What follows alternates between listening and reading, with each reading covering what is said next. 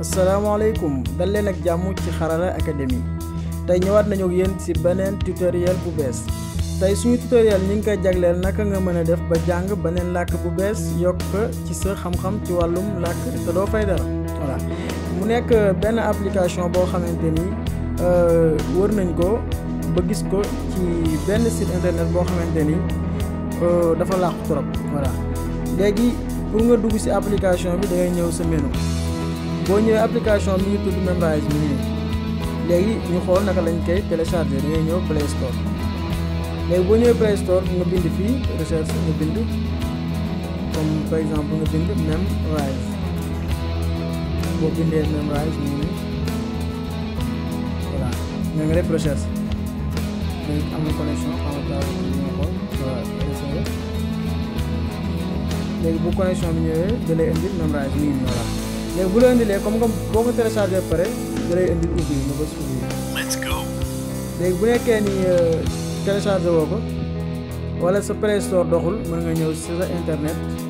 nga dugg site bi ñuy wax apkpure.com boo duggee apkpure.com fii dina mën nga bind Memrise boo ñëwee fi nga bind Memrise.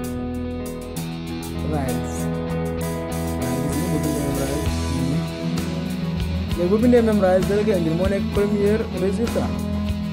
boo ñëwee mun la download APK nga bës download mu ñëw léegi boo ko téléchargé ba installé ko pare da nga koy gis sa téléphone moo nekk nii léegi boo duggee li ngay njëkk a indil pour nga connecté ak sa compte Google léegi comme que man sama compte dugg na ba pare lii la lay indil léegi fii nii mën nga jàng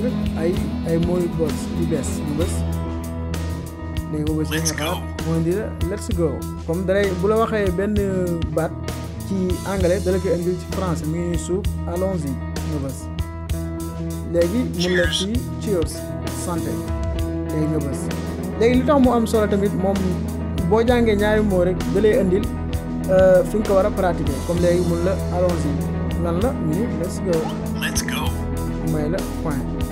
santé mu laaj li ko ni santé moo la ñu ni cheers léegi bu nekkee defoo cheers comme moo ñu nekk comme par exemple bu ñu def kenn xool grand la cheers mooy santé léegi mu arrière la ci ginnaaw pour nga jàngaat ko bu mën ko doogay dem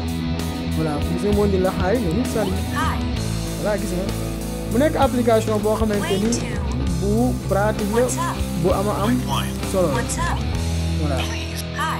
gis nga léegi mbokk yi li moo nekkoon suñu application bu tey ma yaakaar ni jariñu ngeen ci bu baax di leen ñaan ngeen abonné ci chaîne bi partager ko tamit commenter merci ba beneen yoon